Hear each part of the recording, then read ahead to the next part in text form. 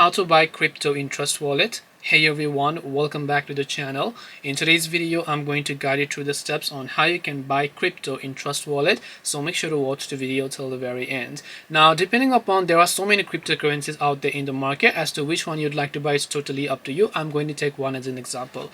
So first of all, open up the Trust Wallet application here, authenticate with your fingerprint, Face ID, or whatever biometrics you have, and then make sure that you sign into the app or the account. And once you have done that, assuming that you would like to buy the crypto, you just want to tap on the buy option over here. So select what kind of crypto that you want to buy: Bitcoin, Ethereum, BNB, and there are so many other ones, XRP, Solana, and so on. So most popular is of course Bitcoin. So you can select that, enter the dollars worth of Bitcoin that you would like to buy over here, then just tap the buy option, and then you'll be able to buy the Bitcoin in Trust Wallet and the cryptocurrencies.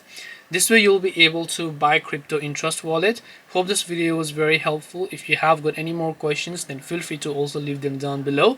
Thank you for watching till the very end of this tutorial, and see you soon in our next video.